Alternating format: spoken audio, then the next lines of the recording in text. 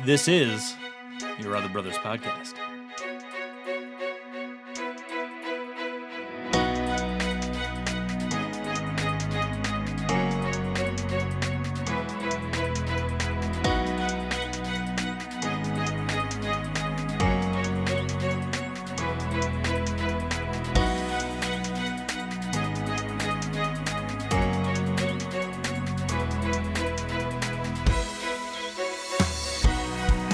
Welcome, friends, to Your Other Brothers Podcast, navigating faith, homosexuality, and masculinity together. I'm your host, Tom, and here with me is my brother, Ryan. Hey, everyone, this is Ryan. Why do you 2 episodes in a row you've done that? Thank you.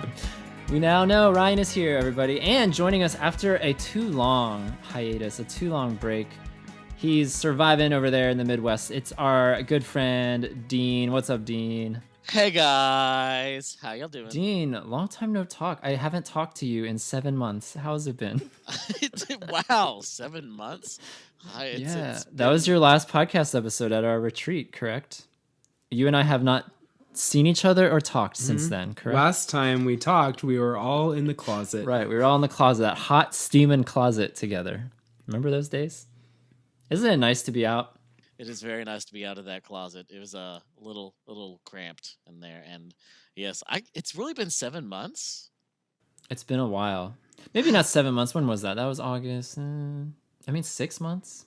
Wow, that's still a long time. Half a year ago, we were all together. But it's good to see you again, albeit digitally. Yeah, Dean. Good to see you too. Did I do something wrong? Is that why it was 6 months? Yeah, I've been meaning to talk to you about that. We'll have a sidebar after the podcast. Your disciplinary action. Performance review. Performance review. Yeah. We'll get to that in a second. In the meantime, Dean, I'm glad you're back. Happy New Year, fellas. Happy New Year. Happy New Year, everyone. Happy New Year. Auld Lang Syne. How does that go? That's Latin for Happy New Year. Did you know that? Oh, is that what that means? Oh my Okay. gosh, I was just saying the always song wondered. title because I was like, I'll be funny and say a random song title. That actually is what that means? No, I'm just kidding. Dang it, Ryan! If anything, it's Old English. Any Latin experts out there can assist. That would be great. I don't even know the words. What are the words to that song? Something we've forgot. May all acquaintance be forgot. There you go. Wait, we're Keep forgetting going. all Hey, don't that let me was stop that you. was Keep Your Eye on That Grand Old Flag. That was the tune I just sung, but with Auld Lang Syne. That's fine. lyrics. We'll mix tunes and melodies and words. So we're forgetting all of our acquaintances. Let all acquaintance be forgot. Like we're forgetting everyone we knew, and then something about all That sounds lang synes? refreshing. I think it's like an old sense of the words. It's not like it's a happy song. Right. That's all I know. Our question for the listeners today is: what is Auld Lang Syne, and what does Yeah. it mean? Please Please respond. tell us what that song means. I've always wondered what the title means, what the words are. I feel like I know the tune very well, but I have no idea what any of it is. I'm going to look it up on Wikipedia real quick and change my brother beat to that. There we go. We'll get to the brother beat in a second, but Happy New Year to you guys. This is a very festive episode today because we're talking about resolutions. We're talking about New Year's and new yous. We're talking about self-care. Essentially, this episode is about self-care and how each of us, we're 3 very different people. And so I'm very curious to see how each of us practices self-care or doesn't. Maybe someone here doesn't do that. And maybe this will be an intervention. Dean. We're both We'll looking see. at the Enneagram 2. We're looking at the 2 who loves taking care of everyone else, but does he do a good job taking care of himself? That is the question. I plead the 5th. Dean pleads the 5th. But we hope everyone out there that you have had a happy new year as well and good times with family and friends and loved ones. We're back for another year of the YOBcast. I'm excited to dive into this episode with you guys. Let's dive right into this whole concept before we this isn't the actual topic. We're still, riffing here, y'all, at the beginning. But this whole topic of resolutions, where do y'all land on resolutions? Is that something you do or is it something you used to do or what do you feel about resolutions? I feel like New Year's resolutions are a little passe now. Like if you ask someone, oh, did you make any New Year's resolutions? They're going to be like, oh, those don't work. Or you never you never follow through. You never follow through. You do 1 or 2 Studies show that if you go and tell everyone that you're going to make this change in your life, you're not actually going to do it. You know. But I'm I made less of a resolution and more introducing a new change in my life. Ooh. Which Do you want to share that now, or are you yeah. going to save that? I can share it now. Okay. No, I'm going to save it. Ooh, Changed tantalizing. my mind. Dean, what about you? Resolutions much? I mean, I'm pretty resolute in my understanding and approach to resolutions. I usually like to have the highest quality, so like, what is it, 720 DPI or something like that, or like, oh wait, Oh my gosh. we're You're such talking a nerd. about that Dad. resolution. Oh my gosh. um, We are moving on. what if I had a real answer? Okay, give us a real answer. I don't have one, but what if I had one? What if would you have did? missed? We would never Exactly. know because we're moving on. We're done with this. Yeah, resolution, that's fun. So I'm the like trendy millennial who doesn't do resolutions. I do my one word theme because I have a one word for the year. Actually, I haven't done one word. Dean, do you remember when on my original blog, since you were my original blog fanboy, do you remember like the one word theme blogs that I used to write all the time, which I've just recently restarted this year? Yeah, I remember those. You inspired me to do one word for like 2 3 years in a row because you were doing it. So Yeah, for those that don't know, it's like it was started out as like a blog thing. A lot of Christian bloggers were doing it. And I guess non-Christians too. I saw a lot of Christian bloggers doing it. But essentially it's like instead of making a long list of resolutions, you're basically going to live out your year through a one-word theme. And essentially you're like making room for, I guess, I don't know. It can go both ways because on the one hand it's not as specific, but on the other hand it kind of gives you freedom to like figure out what that word means in all the different areas of your life throughout the course of a year.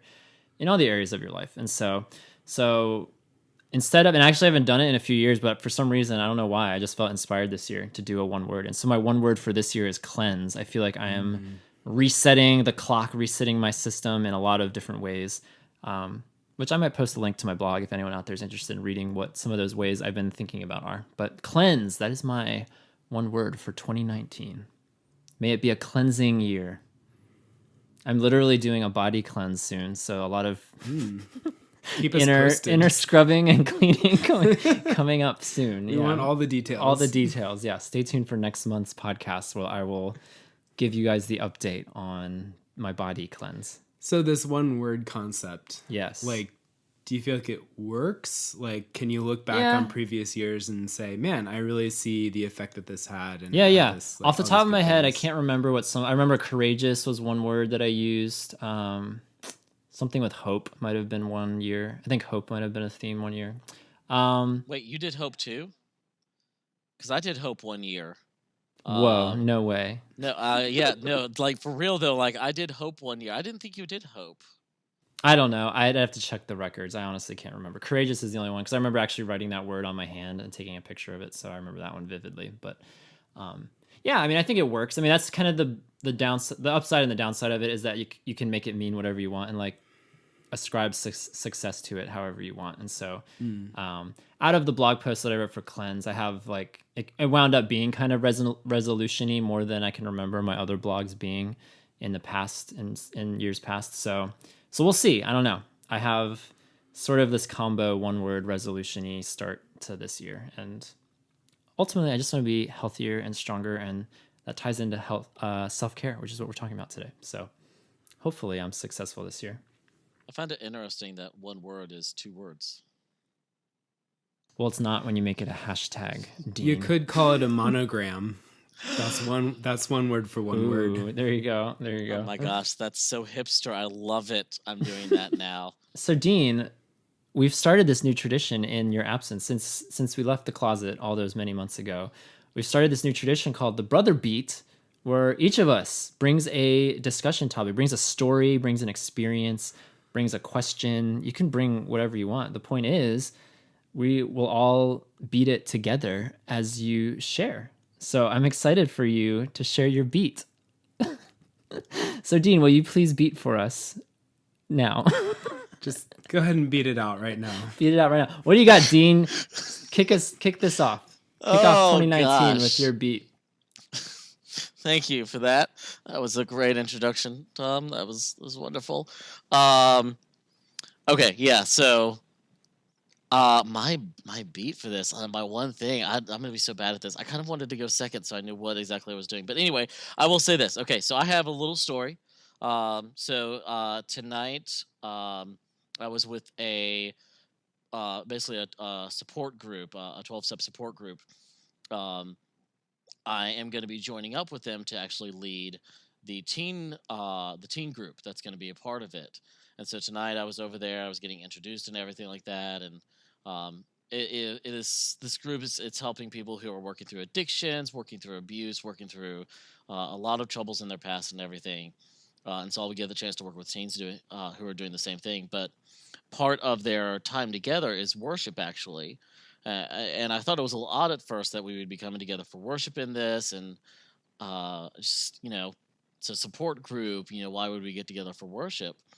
But then they started, and the first song they sang is a song I think came out last year. It's "Who You Say I Am." It's a fantastic song, and just as everyone started singing it, and I was listening to. I mean, this is a large group. It's about the large group time has probably about 70 people in it.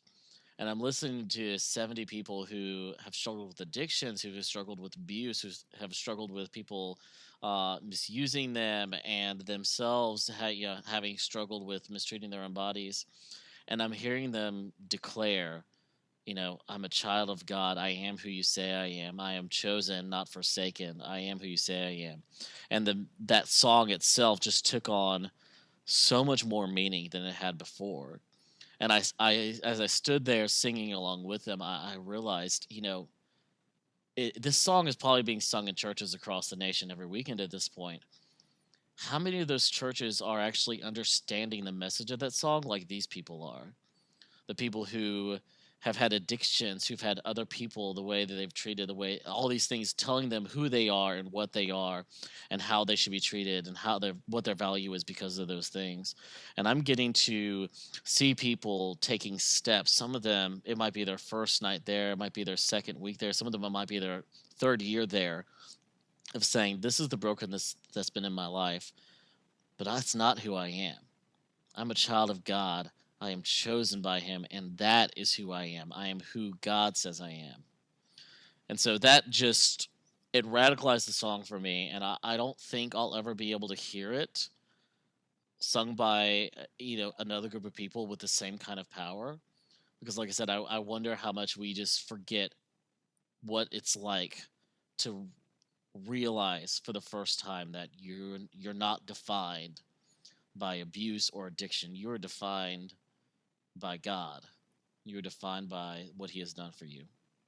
So I am now trying to figure out how I can ever sing that song again and not sit there and be like, it sounded better when there was a bunch of drug addicts around me. Yeah, that is awesome. It's awesome the corporate element of worship is something that's been a game changer the last several years, because I've gotten to worship alongside you guys in various capacities and functions, and we had a retreat last year. I remember times of singing with people at a retreat or at a conference last year, and it totally changes the orientation and the depths of the song when collectively kind of what everybody, not specifically necessarily with everybody in a room that size, but in general you kind of know the depths of where people are coming from and the general trajectory of what brought them to this place. And so there's it changes everything about a song. And I have songs that are now emblazoned on my heart because they're connected to these corporate expressions of worship that it's great. You can still listen in your car and worship alone, and that's great too. But yeah, it totally changes everything when you can sing alongside people who are coming from similar places, if not the exact same places of depths that you've been. And that's really special when you can experience that firsthand. Mm-hmm. Definitely. So that's my brother beat. We need a sound effect right there. That was my attempt at beatboxing. I don't think it got picked up, but it also was. Someday we will be able to afford it is my dream one day for this podcast to have jingles and segments and, just to have a little finesse, a little touch. Yeah. A little touch to the beat. What if you just sang the little jingles or things like that, Tom? Just introduce each section, just with a little. I mean, you're the vocal person, right? Could you sing us a brother beat jingle? It's the brother beat. At least, there we go. At least for the YOBaLOGUE. I don't know if that that'll feels make it on this show. That sounded Hey. great. That works. I might save that file though for my own use. That was great. Thank you for sharing that very meaningful, Yeah, moving thanks. beat. Yeah. The thing about the brother beat is that it can be very serious and very moving and inspirational, or it can be absolutely ridiculous, like mine's about to be. But first, I need to give Ryan some airtime. And I addressed Ryan on the last YOBaLOGUE. But Ryan, I need to apologize to you because for the last 2 episodes, I've relegated your beat to the YOBaLOGUE. Not that that's a punishment or a mark of not being good enough, but sometimes it just fits better. Sometimes it's Yeah. just not good enough. Sometimes it's just not good enough. Right? But I made a promise. I made a promise on the last YOBaLOGUE for everyone who subscribes to the YOBaLOGUE by supporting us on Patreon. I took a stand and said I will not relegate Ryan's beat to the YOBaLOGUE on the next episode. So Ryan, you are guaranteed success. You cannot fail. Okay. This is going to be great. You're going to share something and we're going to riff with you or celebrate with you. It's going to be great. So I've been given the master ball. yeah. So tell us, what do you got? What do you want to talk about? So at the end of last year, I got a new boss at work, and he must think we're kind of dreary and sad because sometimes at the end of meetings, he'll close with, "So, does anyone have a joke?" And we all sit there kind of awkwardly looking at each other, wondering. I'm picturing like Michael Scott in The Office and that kind of a setup with cameras zooming in on people's faces. That's what I'm picturing right now. Yeah. It's kind of like that. And we're all kind of wondering, well, does anyone have a joke? And so this has happened twice now. And both times I've kind of volunteered, well, I don't have a good joke, but I have a joke. Oh my gosh. And so I've kind of told a few jokes on the spot. And it occurred to me, like, this is actually a pretty good skill to have, to be able to just have a few jokes, ready to go.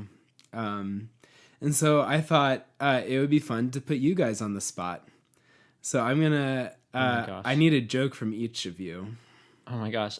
I hate this question because I know like 30 jokes and I can never remember one on the spot. Like, wait, how does that go? There's a it's gorilla hard. and then there was a table. Like, how does that go? And so if you give me like time to think, I might be able to piece one together. Do you have one off the top of your head, Dean? I have a pretty good knock-knock joke, but I need Tom to start it. Okay. Okay. Knock, knock. Who's there? I was like, wait, I don't know who's there. Wow. Dean just turned it around and gave you 2 jokes to tell. Wow. I think I've heard that before, but I was still surprised the whole time. And even as it was happening, I was like, what is he about to say? Oh, wait. The joke is that I'm supposed to say something hilarious. That's one of my favorite knock-knock jokes because I love getting people just to stand there. That's and when I good. say who's there, I It's don't very know. existential. Who is there? I don't know who is there. Yeah, exactly. There's nothing like sending somebody into an existential crisis. I'm like plummeting right now. Thank you, Dean, for that. You're welcome. So Ryan, wait, as I'm thinking about my joke, because it's on the tip of my tongue, I'm thinking about it. Do you have a joke that you're about to share too, or is it just like putting us on the spot for jokes? I'll tell a joke that I haven't used yet in my meetings. Okay, cool. All right. I did find this on Twitter though. It does not originate from me. I mean, none of these jokes originate. Who from comes me, up so- with their own jokes? That's true. That's unless you're absolutely Jerry true. Seinfeld. I'm not a professional comedian. Come on, guys. Right. Okay. Why did the crab go to prison? Why did the crab go to prison? Do you ever try, Dean? Do you try to like figure out jokes, or do you just let them happen? Like, all right, how did the crab get to prison? It depends. There are times when I try to figure it out. If I know the answer for sure, sometimes I like to steal a person's joy and tell them the answer. That's always great to rob That's my someone of 8 that. coming out. That's when I regress into being an 8, and I'm like, I know how to ruin your life in a second. Enneagram speak for those that follow. Wait, so repeat the joke again. Why did the crab go to prison? Why did the crab go to prison? So what's going through my head? Crabs have claws. They have pinchers. They boil. They're shellfish. Shellfish. They walk sideways. They're tasty. I don't know. Those are things I'm thinking about. Am I hitting any of the like punchlines, or does it hit on any of those topics, any of those issues? Just ask me why the crab went to prison. All right. Why did It's also an STD, just for the record. It's Oh, also an STD. that's good. Why did the crab go to prison, right? Crimes.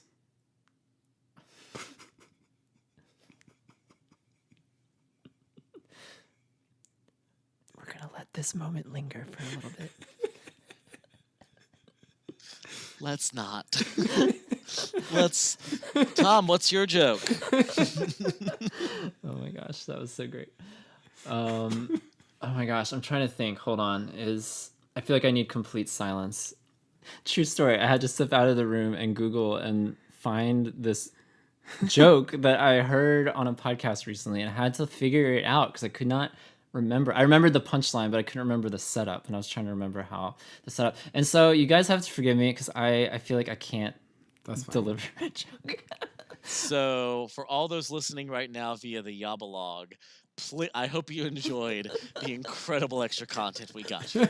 Yeah, I'm excited to listen back. When I stepped out of the room, that's the first time I've ever been out of a room while a podcast was recording. So that's once you listen, that'll be the last time. I can't wait. So you guys know that this is like the most stressed humanity has ever been, right? Mm-hmm. Like off the charts anxiety. Yeah. Right, Dean? Yeah. Right. Definitely. I mean, It is a stressed, anxious culture. In fact, did you know that 1/5 of all people are 2/10?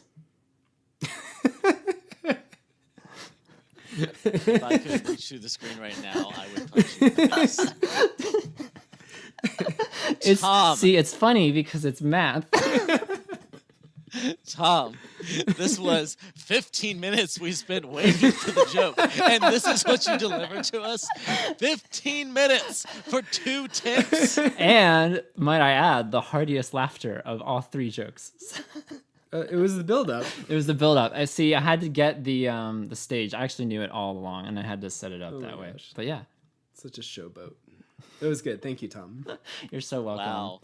I'm glad we had a time to share jokes and to rejoice in corporate worship. What a great combination of brother beats. I will say, I'm just going to flat out say it. My brother beat that I'm bringing is absolutely going straight to the monologue, to not the monologue, to the YOBaLOGUE. Because I wouldn't say it's PG-13. Maybe it's PG-15. Maybe it's PG-11 or something. But I'm going to just go ahead and put it on the YOBaLOGUE, and y'all can enjoy that when you listen to that episode. All right, y'all. So people are continuing to leave us amazing reviews. We got these over the holidays, 2 new iTunes reviews, and always super grateful anytime someone takes the time to rate and review us, our show, on iTunes. So we got this one from Olive Grace 25.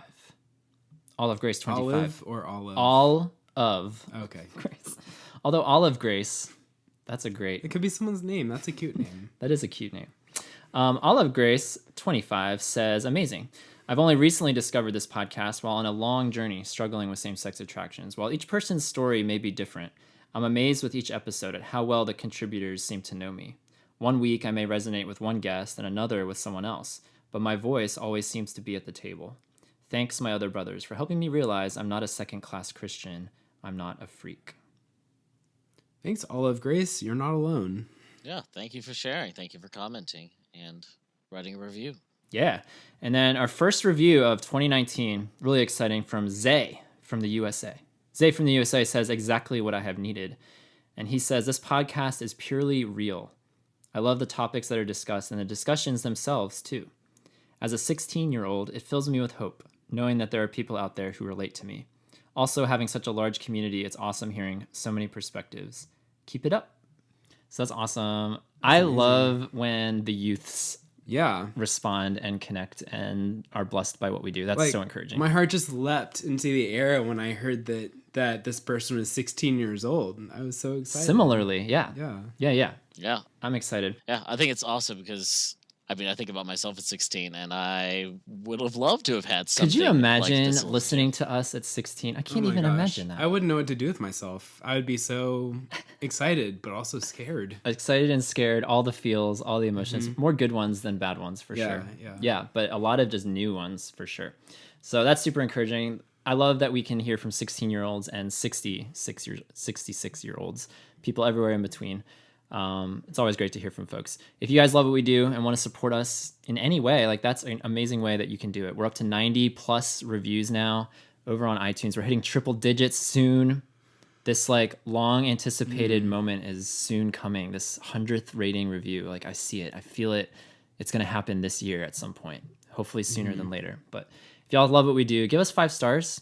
That's the best number. But yeah, give us some stars, give us some words, and we'll read it on the air. For our sponsorship today, it was really great because y'all, over the holidays, someone was very nice to me and gifted me the brand new Queer Eye book. Dean, are you aware of this book?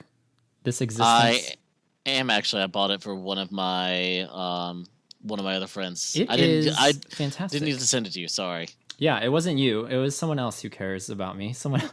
Oh my gosh, is Queer Eye sponsoring us? No, Queer Eye is not sponsoring us. But while I'm reading, because this book is fantastic. I mean, it gives a lot of like cool tips and suggestions for, for self-care, for clothing, for all the areas that are mentioned in the book: food, good diet, and good clothing tips, and face stuff and hair stuff, etc. It also talks about their stories, the 5 guys on the show, how they met each other in casting, and how their stories, their upbringings, growing up gay in various parts of the country. So it's a really good book. I actually have really been enjoying it. I'm about halfway through reading it right now. But I thought it was very fitting as we're talking about self-care, and as I got this book that talks about self-care a lot throughout all the pages, I feel like it was only appropriate that on this episode, facial moisturizer is supporting this episode of self-care with a twist, because facial moisturizer is great. And then also a nice honey oat mask. Dean, do you ever put on a nice little honey oat mask to exfoliate and moisturize and just rejuvenate those pores? Do you, Tom? No, but I'm going to, now that they're sponsoring this episode. I'm going to do a honey oat I tell you what, mask. facial moisturizer sponsors like every day for me in the winter. It's great. Yeah, absolutely. I use this coconut body butter. It's incredible. Yeah. Don't get too specific with our sponsors, but yes, facial moisturizer. Large corporation sponsors us. Facial moisturizer. Thank you for supporting our episode today on self-care. It should also be noted that as we were recording this episode, I put it out on Twitter. What do y'all want to hear us talk about, or what are some of your suggestions on self-care? So far, it's like what are those things? Tumbleweeds blowing in the crickets. Internet void. Yeah, with crickets and a lot of just vapid emptiness right now. But hopefully, at any moment we could get breaking news, breaking tweets of people who want to comment on this episode. If you're listening and you have a time machine, you back. can go back in time and comment. I realize as I'm explaining that you can't do that now. If you are listening to this, it's already done. We've already recorded it, but maybe we'll do it again in the future. So keep your eye on our there could social be a media live space. I dream of a live podcast someday. I think that would be amazing. How would that work exactly? You just record it live and broadcast it. TV. And you record the whole time, and maybe you edit some of it later. But I mean, it could be, it's doable. People do it. There's shows out there. That's true. I mean, I do know there's things that are live, but I'm just wondering how a podcast functions as live. Dean, where there's a will, there's a way. I'm sure there is. Also, if you do one live and you can't edit it as it goes along, can I definitely be on that podcast? Yes, you got dibs on the live No Turning Back podcast. Correct. That sounds great. Sweet. Dean Unleashed. Dean Unleashed, Dean Unedited. No turning back. So we're talking about self-care today. It's kind of fitting, I think, for a new year. All this talk about resolutions and new years and new yous and how to like make yourself a better person. We're going to talk a lot about all kinds of different aspects of self-care today. Something that we used to do back in the day, we have a Yobbers group on Facebook, and thanks to our Yobbers for answering these questions and providing some feedback on this episode. We're going to be addressing a lot of those today. But in our Yobbers group primarily, we've done this thing called sperm counts, and we haven't mentioned sperm counts, and I don't even know how long. Ryan, have we even talked about sperm counts with you? Do you even know I'm familiar with this. You're familiar with this. Okay. Dean, you know, right? Oh, I know all about sperm counts. You know all about sperm counts, yes. So sperm counts. Are you about to count my sperm? We're about to count everyone's sperm in this room soon. I have a child, so we know that mine is in pretty good shape. So Dean, yeah. Your sperm is great. But yeah, Dean, why don't you tell the people what the sperm count is for those that are joining us So late? you've had at least one. One sperm. I've had at least one sperm. Sperm counts is the way that we used to check in with each other. And it started before the Yobbers group. before the arbors group is something that we would do. And I'm gonna mess up, but you would rate 1 through 10, sorry, 1 through 5, One of how through you were five. doing, spiritually, physically, emotionally, relationally, mentally. Mentally, there you go. Yeah. There we go. And you would talk about, 1 through 5, how you were doing, 1 being very poor, 5 being the absolute best, and you would kind of elaborate, like what you meant by that, and why maybe one day, well, why you would be a 5 in one area, or why another area was a 1, or even a 3, like you're kind of holding at bay in a certain area. And we used to do them weekly, actually, in our bloggers group, where it would be the weekly sperm count, and we would all just kind of share that, with each other, and just it was kind of a way just to check in, see how each other's doing, and if someone was having a low week or something like that, making sure that we took a chance to check in with them, talk with them, and maybe spend a little bit more time just encouraging them. Very well said. Very well said, Dean. Yeah, we used to do it all the time as a group. We've kind of just forgotten about it. I was actually, in preparing for this episode, I was like, oh my gosh, sperm counts, because I was thinking about all the different areas of health, of personal health, and all of a sudden I remembered all of these 5 different areas, and I'm sure you could come up with more in other categories. It was fun because we came up with sperm count when I was working with youth, and we didn't talk about sperm with the youth, but we talked about something called MEPS counts, and that's where it was mental, emotional, physical, spiritual health. And we threw in an R because I guess we're just such an intensely relational community. It just like you do all of a need sudden that, made yeah. sense to have, yeah. And then initially we were gonna call it MERPs because it was like you have MEPS and MERPs, but then you rearrange the letters and it just so happens to spell sperm. And I just thought it was so hilarious and fitting that it was like fated that way eons ago. At the birth of time, we would be able to talk about our health as men and talk about it in an acronym for sperm. So Because we're men and we have sperm. yes, exactly. Oh. No, just kidding. Well, I'm impressed that like you guys were actually the ones to like come up with that. Like you didn't just get it from somewhere. Oh yeah, no. That's awesome. This is Yob trademark right here. Yob trademark. So I wanted to ask you guys, let's start this discussion. When you think of self-care, when you think of personal health, like which of those 5 categories, or maybe it's something else, entirely, but like what comes to mind when you think about your own self-care, that concept? Like what is like the first thing you think about, or simultaneously maybe the first thing that you think, ooh, yeah, I need to like work on this. I feel convicted already as I think about that. For me, the first word that comes to mind, and anytime with self-care, the first word that comes to mind is just rest. And I think that's because I look around and see that people are constantly doing things. We live in a very busy world. And I remember, growing up, and even when I was in school, I was always active, always doing something, always working on the next project. And I had to learn through just some health complications that I had to have rest. I had to have not only enough rest at night, but then I actually needed to take a day off a week.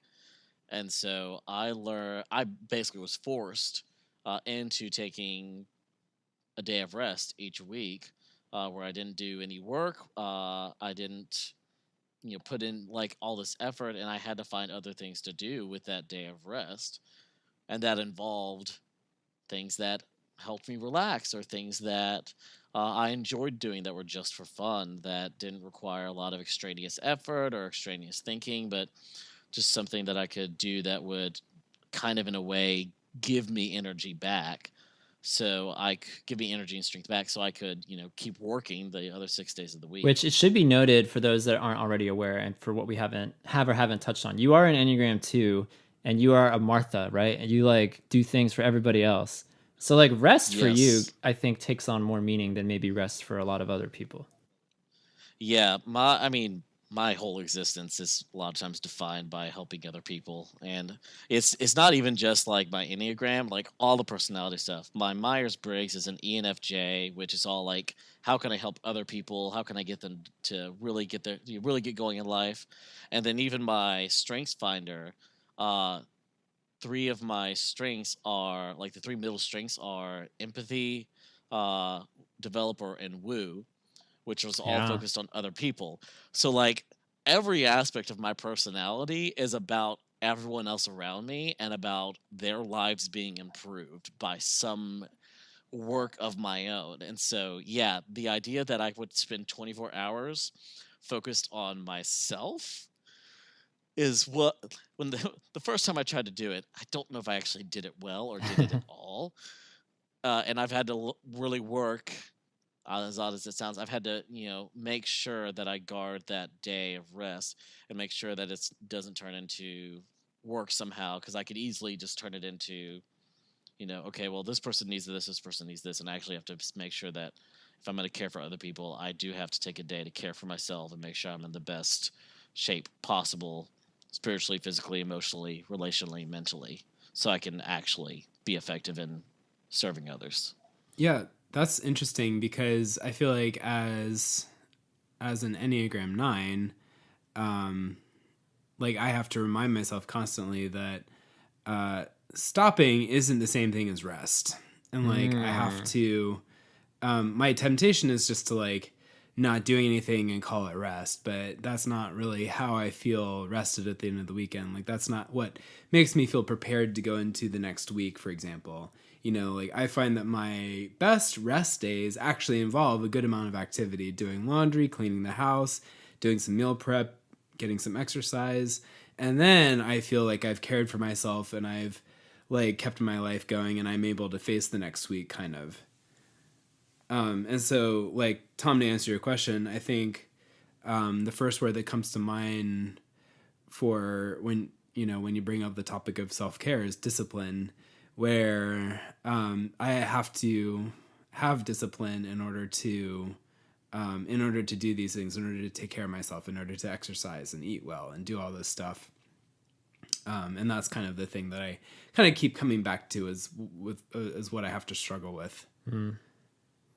Yeah, for me, it's interesting that we have so much diversity in the room with a 2 and a 9 and a 4 and all these different strengths and all these different proclivities and struggles and weaknesses.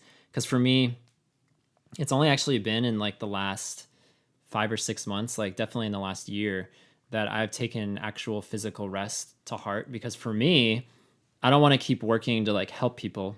No offense, I'm not as noble as Dean is. I want to keep working because I guess it's me. It's as a 4, maybe leaning into a 3 wing a little bit of wanting to be successful and wanting to accomplish and wanting to be noteworthy. And particularly, honestly, in the realm of writing, like I feel like if I take a break or if I don't put out another blog or work on another book, that I'm falling behind and I'm not like being as impactful as I could be. I have this desire that I naturally want to succeed, and I've had to realize, in the last year, that taking one measly day out of every week to actually rest, and not in particular for me to not write and to not work on a blog or work on a podcast or check my email or even be on social media, because that tends to feel like work sometimes for me. Like it's been really great in the last several months to just start to initiate some regular Sabbath rhythms and to have a day where I'm actually resting. And week to week it looks different. Like there have been times where I've just hunkered down and just gone on Netflix binges, and there have been other days where I go to a park or I do some photography. I just walk around and like take pictures of things because that's relaxing and restful to me. And I think it's been great for me to maybe diversify my rest, because if I'm doing the same thing every week, maybe that feels a little tedious or hard for me. But I would say rest for me is also something that comes to mind when it comes to self-care. I also say that physical rest is kind of my first thought when I think about self-care, physical rest and rejuvenation. But I think when I start to think about the concept of self-care more as a 4, I am so intensely emotional and constantly controlled by my emotions and the waves of my whatever emotion I'm feeling at that given moment. And so being able to have emotion regulation and being able to and that can look like journaling, that can look like texting somebody or calling somebody, just being able to get it out of my body in some kind of manifestation, in written form, in verbal form, or even that's kind of where physical stuff helps me out too. So if I'm working out or if I go for a run, have some kind of a release for all of the emotions inside of me. That's been a huge part of my self-care the last several years, especially. So those are some first hits when I think about that concept. What about y'all? Do y'all have emotions? do you deal with those? I try not to. Y'all are so great for not having that. I just take everyone else's emotions and make them my own. Ooh. Go empathy. Well, here's what some of our yobbers had to say about the concept of self-care. Dean, maybe you can resonate with this person. So he said, a big burden for me is remembering that sometimes good is the enemy of best. I often feel guilt at turning down opportunities to share at my church or other good activities, but I've found that I can't be at my best for my family and my teaching if I'm burdened down by the good. So a big area of self-care is just minimizing and prioritizing that mental to-do list. Yeah, that's huge. One of the things I remember years ago someone reminding me is if you say yes to every good thing, you'll miss out on the best things or the better things. And so understanding that just because something is good doesn't mean that you should have to do it or that you should feel compelled to do it. It really comes down to weighing it and going, what ultimately is the best use of my time with the skills and talents that God has given me. And so when opportunities would come along, taking a step back and going, okay, God, is this something that you've brought into my plate for me to do? Or is this something that's kind of been brought to my plate to potentially distract me from doing what you want me to do? And trying to use a lot of discernment to figure that out, because it's easy to say yes to every good thing, but if you do that, you're going to wear yourself out and maybe miss out on something even greater. Yeah, saying no. I love saying no. Maybe too much, but I say yes too. Okay, here's someone else on a similar vein. Someone else said this years ago. I took a class that was required for pastors in the denomination in which I serve. I thought I was just jumping through a required hoop, but the Lord had something much more in mind. It turns out I really needed what they were teaching in that class, especially the part where they talked about self-care. The leaders of the class wanted to be sure we all understood that pastors can't effectively minister to others when we are emotionally, physically, and spiritually bankrupt. That's not just true for pastors. None of us can live out our lives as God calls us to when we are emotionally, physically, and spiritually bankrupt. It all goes back to that whole I hate cliches, but the whole face mask thing on an airplane. Not a face mask. What is that thing? The oxygen mask. Face mask. Face mask is sports. Sorry, it's football playoff season, y'all. Do you ever take a masquerade flight? Yeah. But it's masquerade. True, right? All these faces on a plane. Masquerade. But yeah, y'all, the oxygen mask. If you're dead, you can't help out little Johnny who needs his oxygen mask. Right? Wow, that got really dark really quickly. Or Yeah, little Susie. You kind of have to balance it with yeah, okay, you're not going to feel 100% every day, and so you have to sometimes just go and do the thing. But yeah, you're right. You can't, if you're running on fumes, you're not going to be able to help somebody else very much. You're not going to have much to give, much to invest. And then rounding out this first part, I want to connect it actually with our second part. So someone else said about self-care, I should work out more. I feel so much better and stronger and just more like my natural self after working out. And I love the way he phrased that, more like my natural self, because we are a community that talks at large about the concept of masculinity. And so I wanted to tie that a little bit, bridge that comment to kind of the next segment of this conversation, which is essentially, how does practicing or not good self-care tie into any struggles with sexuality, with masculinity? And for me, I think about that concept right there, because I think personally my bigger struggle has always been masculinity. Sexuality has just kind of been a thing that's been in my life, and I've never really stressed out about it too much compared to other people. I've heard stories of people just having all kinds of grapplings with their sexuality. For me, I've just I've always been attracted to men. That's just the way it's always been. But for me, I've always struggled to feel as much of a man as the other men around me and the other boys around me when I was in school.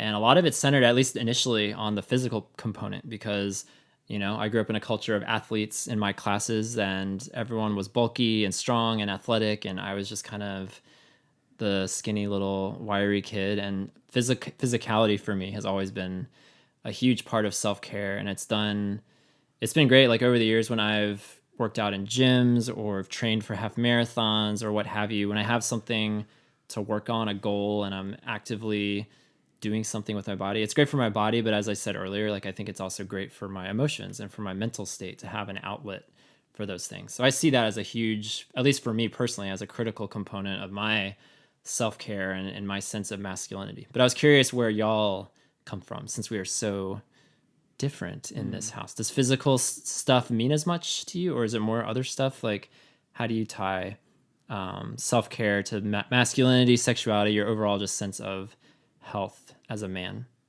Yeah, I mean, I resonate with that. I think the times when I'm best about physical exercise kind of self-care are the times when I feel the most kind of like capable and confident in my body and in my physical being. So the times when I'm like, when I could run, 4 to 6 miles and, and I feel like, I feel like I'm ready to engage the world more than just, with my, mentally, I'm ready to engage the world on many different levels, I guess.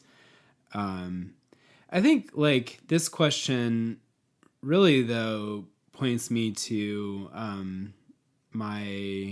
what I struggle with kind of in terms of relationships and emotions in being a single person, which of course is kind of the flip side of talking about sexuality here, at least for me. And like one thing, just like my personality, based on my personality, I always want to do is like merge with another person. Like that's a big Enneagram 9 thing. And so sometimes like I'll be alone during the day during an evening and just wishing I could share some experience with someone else and like kind of merge with them over that experience, like kind of like enjoy that together. And what I've found is a really good discipline of self-care for me is to practice like what I often do is just like a nice dinner for one. Like I go to the grocery store. First I sit down and I decide, what do I want right now to eat? Like, what do I feel like eating right now? Because, the merging thing would be to ask someone else, oh, what do you want to do? And then go do whatever they do or want to do. And, and let myself be drawn into that person and their taste or what they want to do. But kind of the anti-merge there is to sit down and say, oh, I want butternut squash ravioli. Okay. And Alfredo sauce. Okay. And, and decide, oh, and here's a good something to drink along with that. And so I'm going to go to the grocery store. I'm going to cook a nice dinner just for myself. And I'm just going to enjoy it for myself. I'm going to put in the effort just for myself and create a special space just for me to be myself and lean into the things that I like and want for myself, and I'll listen to music that I didn't pick up from anyone else, that I just discovered on my own, doesn't like make me think of other people. And I think that's been super helpful for me to care for myself in my singleness and my desire for that relational connection in that kind of merging way. To kind of lean into, this is who I am. This is what I like, and I'm going to be happy and content in that. Very well said. If anyone listening has a lovely 9 in their lives, make sure you ask them all the time, what do you want to do? What do you want to do? They love that when you ask them what they want to do. That's a favorite. Nothing more fun than that. Nothing more fun than directing the course of the evening, or what y'all have planned, or even just like, what restaurant do you want to go to? Yeah, let them make the decision. Sweet. I'll keep that in mind, Ryan. For me, it's weird because both of you talked about like things that you do like physically, for self-care regarding sexuality and masculinity. And for me, it's very much the opposite. All of my self-care that I did and regarding sexuality, masculinity, it was all non-physical. It really was just about how can I look at these parts of my life and love and accept them for what they are. Because for the sexuality, I grew up, thinking, okay, this must be something terrible in my life and I should never have it. I shouldn't go through with it and everything like that. I shouldn't struggle with this and that sort of thing. And it was years and years of journeying to kind of reach a point where I was like, you know what? No, this sexuality, this being attracted to men is not it's not something I chose, so it's not something I'm gonna sit there and say I need to get rid of, or say I mean I can't like about myself. I'm very much just going to accept it and love that part of myself. And then for masculinity, there were the years of wrestling with my gender identity, where I hated that I was male and I wanted to be female, and I spent a long time wrestling with that. And that as well, the resolution came in a non-physical way of just going, I'm going to love the way I am and do everything I can to focus on caring for myself personally, caring for myself mentally. Um, part of part of the reason that I tend to care for other people or try to do things for them is it can distract me from myself. And somehow it's like that creates the meaning and the value that I need.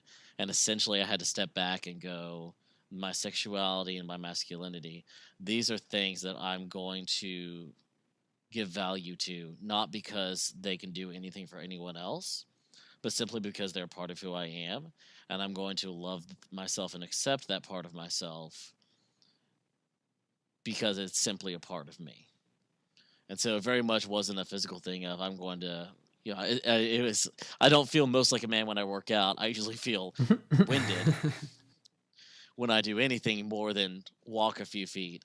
Uh, so that's not a good thing. And it's not really even, I don't feel extra manly, when I feel like I've been able to be sexual or anyway. It really comes down to, how I'm perceiving myself and how I am loving and embracing every part of my life, which includes my sexuality and my masculinity, recognizing that I'm a child of God. I guess going back to my brother Beat, I'm a child of God, and that's where my value and my meaning is. And so all these parts of my life, I'm going to care for myself by simply acknowledging that these are part of my life and I shouldn't reject parts of my life. Yeah, I think for me, going back to where I'm at, so physically for me, like I told Ryan this earlier, Dean, you're the first person, or the other first person I'm telling beyond Ryan, is that I'm on a new physical journey by starting CrossFit soon. CrossFit. CrossFit. That's what it sounds like when you walk into a gym.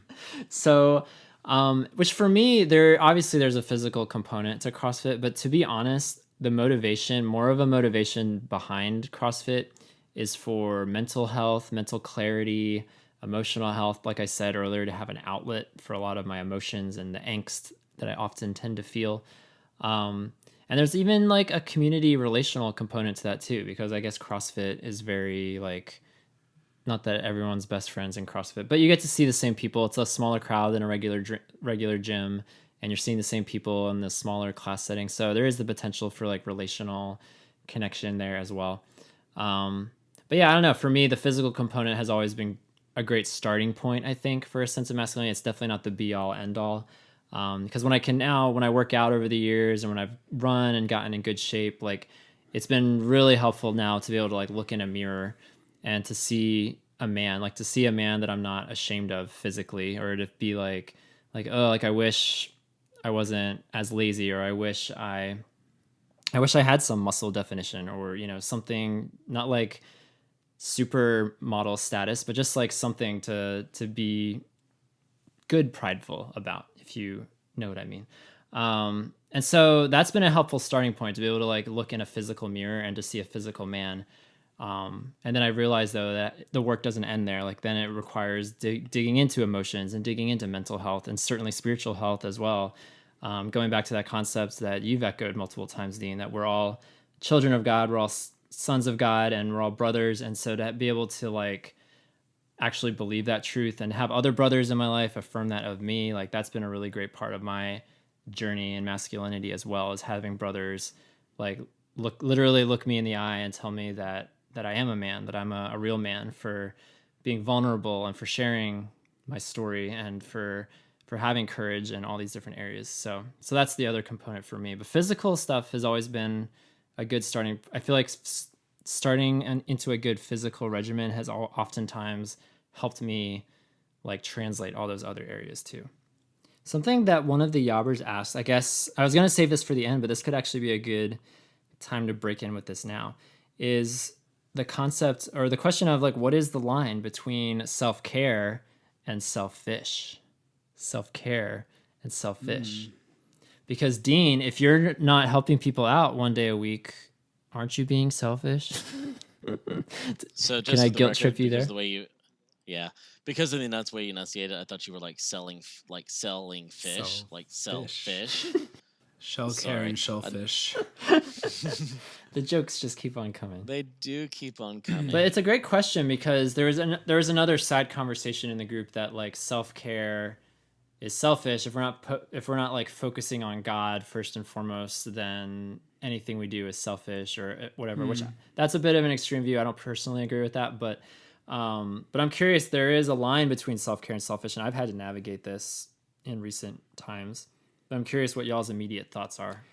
I heard a really good distinction, not this exact distinction made around self-care, but a good helpful one, which was that like true self-care is for building resilience. Like it's not just relaxing, it's not just, like taking a bubble bath and painting your toenails. Like if that's what builds resilience for you, then do that. But like it's about building resilience. It's about preparing to face whatever challenging things comes next. And I don't think that's selfish. I think that there's a lot of wisdom in that. And there's certainly a bad selfish way to do kind of like non-self-care, where you're sort of missing the point. But I think the like real self-care, the heart behind it is equipping yourself for whatever comes next in life. Yeah, I think that's kind of where my mind was going, because I was thinking, the difference between self-care and selfish in my mind is self-care, the purpose is to give me energy so I can continue on. It's kind of like stopping at a gas station to get gas in my car. My car's only going to go so far without gas in it. So if I want to keep going further, I have to stop, fill it back up, and keep going. Whereas selfish, it might be just something that doesn't allow me to do that, or it's over what I already have what I need, and it's just dumping more on top of it, so it doesn't actually serve any purpose. It just spills out and doesn't get used. Kind of like the car's already full of gas, and I'm trying to shove 5 more gallons of gas in the car. It's not going to go in there. It's just going to spill out, and then I've wasted it. And so things that give me energy to keep serving would be self-care. Things that simply are wasteful, that would be more selfish, because at that point I don't necessarily need to worry about that. That could be time spent doing other things, or could be something that someone else needs. Maybe it's something that me as an Enneagram 2, maybe it's something I should do for someone else, or someone else needs this kind of self-care and I can do it for them. Yeah. So, but yeah, I think that's where you can definitely push it to being selfish. But I think that we've sometimes pushed so much of a mindset that anything you do for yourself is automatically prideful, that we've gotten into trying to think of another way to say it. Basically, we're not caring for ourselves at all. And so the extreme lack of self-care is basically a form of just self-hate. We can't care about ourselves at all, so we despise ourselves and we neglect ourselves, and we do what we can to not care about anything or show that we even might care, because we don't want to appear selfish. Do you think it's easier or difficult? I'm thinking about like introverts and extroverts in the realms of self-care. Like, do you think there's a distinction between like one, it's easier for one, quote unquote, easier for one and versus the other? Because I'm trying to think for myself, like I have no shortage of alone time. Like I will have my alone time guaranteed throughout any given week. So for me, a lot of times, honestly, for me, practicing self-care, because it's not too hard for me to be alone, but practicing self-care is reaching out to people and working on that R piece. Because I think the R piece in SPERM, the relational piece, like that's really hard for me to stay consistently connected to people, especially the way my life is oriented. I know, and I'm like good friends and connected with so many people in so many different places. So a lot of times it involves a lot of texting, a lot of phone calls or Skype calls, and a lot of my community and connections at this point in time isn't as much concentrated as it is spread around, at least geographically. So That's definitely the hardest one for me out of all of them. Cause it's like, I'm going to have time to read if I need it. I'm going to have time to write if I need it. I'm going to have time to work out if I need it. I'm going to have plenty of alone time. I set my own schedule on any given week. So it's the art piece and connecting with other people that I always have wrestled with. Cause I often feel like as a man, tying this back to masculinity, I feel like I have nothing. This is very dramatic and 40, but that's just the way it is. I feel like I have nothing to offer somebody. I feel like, especially another man, I'm like, what do I have by reaching out to you or being in your presence? Like, what am I possibly gifting you or giving you? And I have to get over that anxiety, knowing that yeah, if my worth comes from God, like, first of all, there's worth there, if nothing else. But I also know over the years, plenty of people have verbally told me. And that's why words of affirmation are such a huge, it's one of my biggest love languages, if not my biggest, because when people actually affirm the opposite of oftentimes what I feel, like, that's a huge step forward for me. And that's self-care, honestly. It kind of sounds weird to like, but that's relational health. I think if you're in good relational health, it's a two-way street. Like, you're blessing other people and then other people are blessing you. Dean, is it easier for introverts or extroverts? You're an extrovert. I am an extrovert. I don't know, honestly. I wonder. See, as an extrovert, I sometimes think it might be easier for introverts, because with extroverts, self-care can look like talking to people, but it can also look like getting time away. And I feel like as extroverts, sometimes we don't think about that, or we automatically go, well, I should like being around people, so we force ourselves to keep being around people when what we need is some time away or some time to relax. And so I honestly don't know. I think it might depend more on your circumstances, not necessarily your personality. Because so like my wife is an introvert, major introvert. But she works as a chaplain, so she spends her days talking with people, and then we have a child, and so when she gets home, we have a child to care for, and then finally at the end of the day, like, we have time alone and to talk, but she's trying to figure out, okay, I want to talk to my husband, but I also want to spend some time alone to rest. And then getting a day off when you have a kid is not easy, because she wants to spend time with her child. She wants to spend time with me, but she also needs to get alone. And so I feel like her circumstances, because of how much is going on, it's harder for her. And so for her, getting proper self-care in is very difficult, just because of the amount of time. And the same thing for me as an extrovert. It's still difficult for me to make sure I get that time off, because there's a child, and there's my wife, and then there's a busy schedule. And so I feel like maybe it is more dependent upon your circumstances than your personality per se. What does the Enneagram 9 think? Will he merge with you or will he merge with me? so much tension. 2/10. 2/10. No, I think I mean, people ask me if I'm introverted or extroverted, and that's kind of a tough call. I had a friend tell me once that I'm selectively extroverted, where like there's a handful Selextrovert. Selextroverted.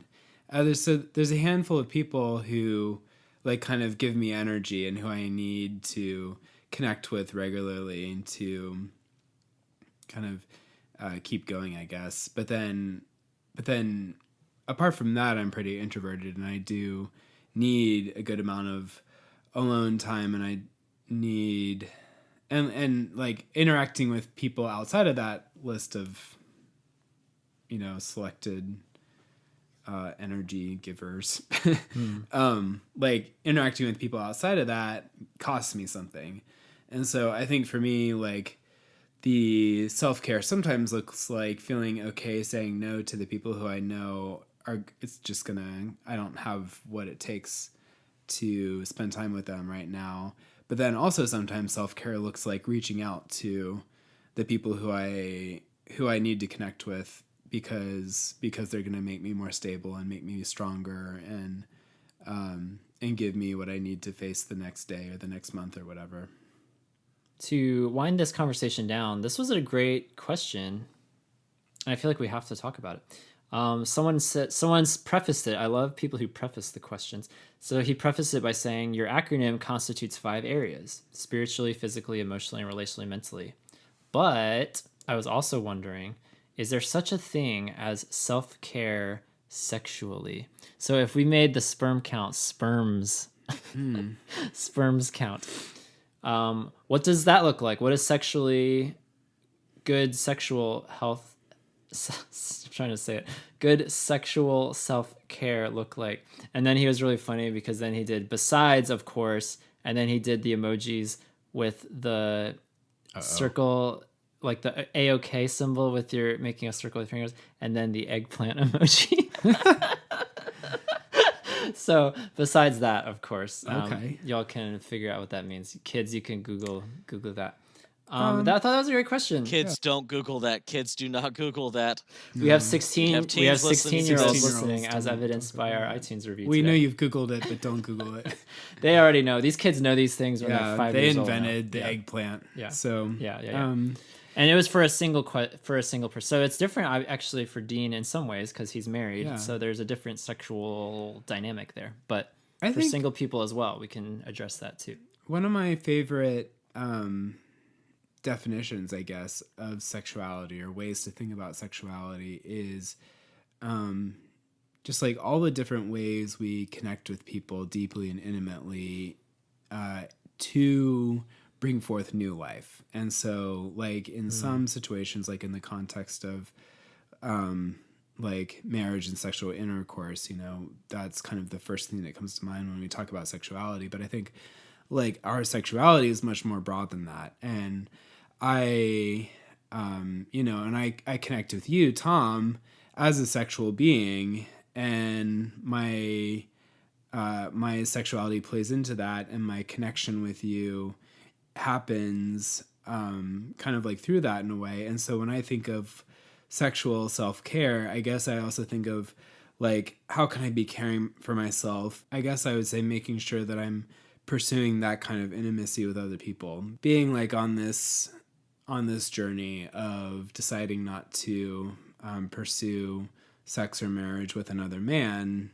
I don't think that also means my sexuality should or would be good to just like shrivel away, like, kind of like shrivel up and die. I think that's I think that's a false kind of this false binary. For me, sexual self-care would look like making sure that I'm connecting with people in an intimate way, but also a healthy way. And we could do probably several other podcast episodes about what that means. I want to do an intimacy podcast. Yeah, I've always wanted to do that. You can get really, really close to the microphone. Right. Intimacy. Right. But also like, and part of the definition that I said earlier was like, this is intimacy that brings forth new life. And so also, am I caring for myself and my sexuality in a way that is enabling me to bring new life into the world? And that, isn't going to mean for me, like actually birthing a child or causing someone else to birth a child. But, there are other ways that I invest into my community, and I invest in the next generation, and I, create new things in the space around me. So, yeah, it's interesting because I even had the thought early when I was recounting the sperm count. I was like, okay, it wasn't a plural, right? It was just sperm, and I was like, yeah, we didn't actually. So I don't know. Maybe in part of my memory was like, yeah, we had the S already, the second S. It would, for sexually, I guess. I mean, a lot of what Ryan said, I can't really say anything better. I mean, it's about connection. It's about intimacy. I think he's speaking as a being married. It's making sure that, well, for one, a lot of people think have a misconception that, oh, you're married, so sexually it shouldn't be an issue. Well, no, because sex is complicated, and you're not just guaranteed sex whenever you want to because you're married. It's a relationship, and sex is just one part of that. And there's a lot that goes into it. And so I think another aspect of it is making sure that you don't set yourself up for an expectation of something, like trying to hold something in because you think something better might be coming. And basically not setting yourself up for failure. And so for a guy who is married, it's making sure that you don't just expect sex whenever you want it, but that you truthfully understand it's a relationship, it's going to be fluid, it's going to be in flux, and there's another person involved, and so it's not just about you gratifying yourself, but it's about a connection being made very intimately in marriage. For a guy who's not married, it's understanding that there may or may not be a time when you will get to intimately know someone in that way. And if that's the case, then it's understanding you can't necessarily set yourself up for, okay, one day I'll be okay with all of this. But it really is, I'm going to care for myself now by not creating an expectation to get something that I may not get someday. Whatever that looks like, whatever your beliefs are, whatever your attractions are. So, yeah, I guess in my mind, it's like Ryan said, it's about connection, and it's about not setting yourself up to get something that you may not get. Wise words from our resident marriage expert, Dean Samuels. Thank you. Thank you, Dean. You're welcome, but I'm also the only one married, so Master of sexual health, right there. A resident sex guru. Sex guru. We'll put that in your Yob bio. Yeah. I really don't think that goes to me, if I'm being honest. We can update your bio. When I think of sexual health, this is really great because I have been pondering throughout this conversation and all day, like, what is sexual health for me personally? Because that's going to look different, I think, for a lot of different people. I know for me, like my outlet for sexual feelings and desires has always been masturbation. We joked about it at the start of this question, but masturbation for me has always been the outlet for what I'm feeling physically, for what I'm feeling emotionally, for what I'm feeling sexually.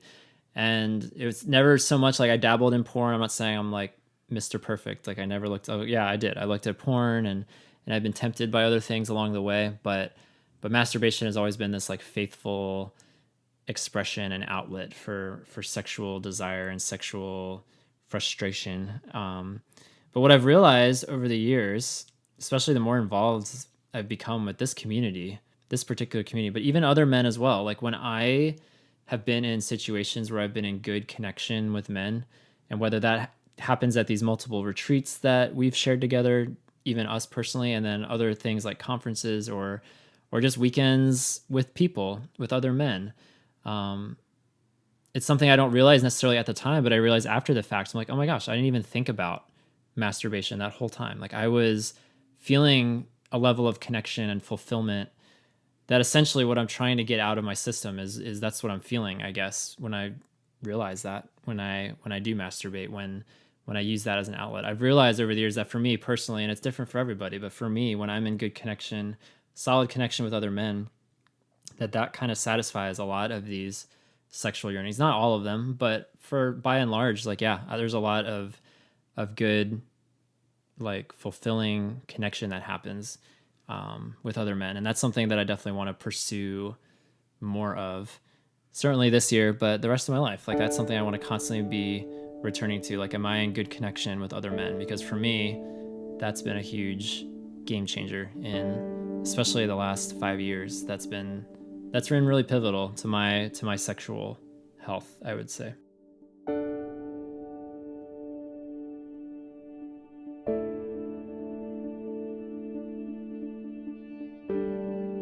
Several years ago, as a mid-20-something guy, I was in the greatest health of my life in all the areas. I'd run a half marathon and joined a gym, took personal training, and wrote a book and was consistent writing blogs and reading, and had a healthy church and a group and a healthy home life. I had friends. I looked good. I felt good. I felt even better because of the long road getting to that point where all those different areas could align. And I remember feeling for those 3, 4, 5 months of my life like this was it. I arrived. I figured out the secret to health and happy living. And then the fallout.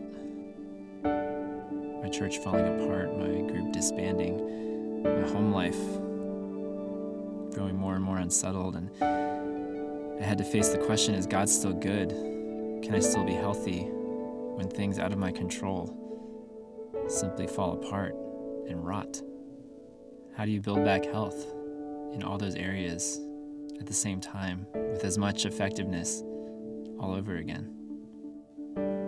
In Matthew 11, Jesus is speaking to his followers and speaking to them with a plainness, a bluntness, and a sincerity that he wants his followers, his people who go by his name, to find true rest and true health in him and in his Father above. The Message translation of Matthew 11:28-30 reads as follows. Are you tired, worn out, burnt out on religion? Come to me. Get away with me and you'll recover your life. I'll show you how to take a real rest. Walk with me and work with me. Watch how I do it. Learn the unforced rhythms of grace. I won't lay anything heavy or ill-fitting on you. Keep company with me, and you'll learn to live freely and lightly.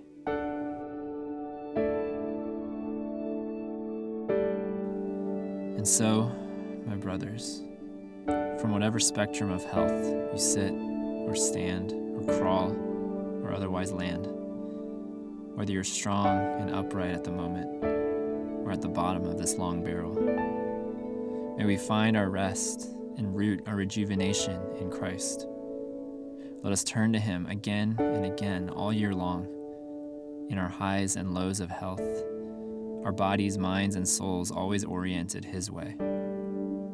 His strength when we're wearied, his rest when we're weak, his life in our lives, trusting in his care for us.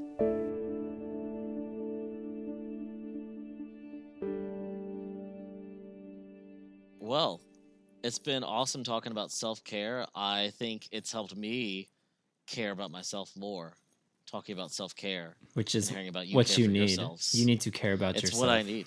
Way more. I know. Yeah. Well, tomorrow is my day off. It's my day of rest. So what are you gonna do tomorrow? I actually, what to do? You gotta watch I'm gonna hang out with Supernatural, right? I should. I should. I haven't. Next week starts the new episode. Anyway, no, I'm gonna go do some fun things. I'm gonna hang out with my daughter. I'm gonna go to the mall. I'm gonna hang out at a coffee shop and. Ooh, I'll join you. I'm gonna do some fun things. You should. You should join. You just me. said the magic words, coffee shop.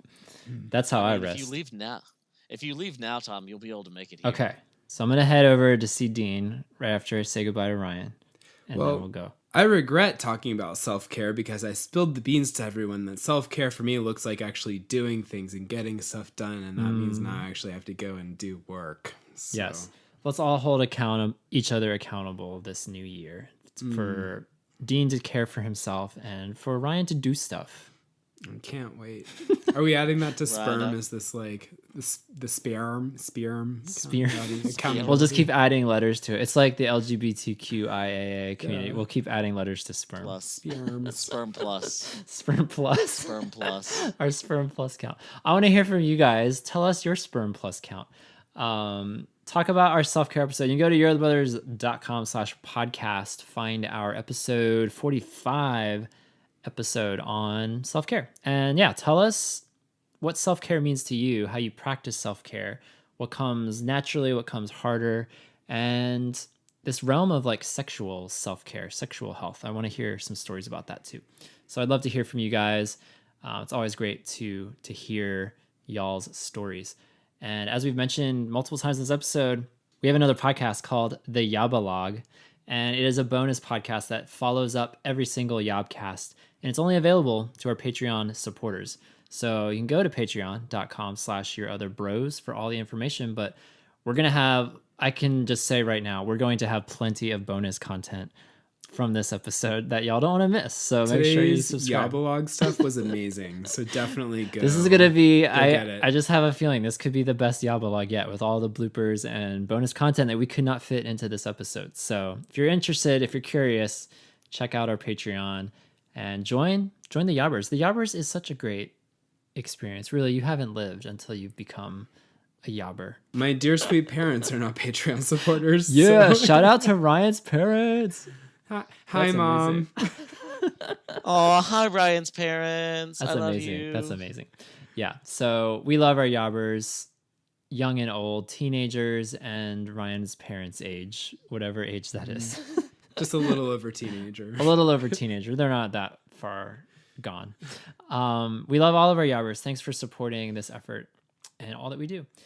Thanks also to our sponsor, Facial Moisturizer, keeping our skin soft, especially in the harsh winter months. This is the time to invest.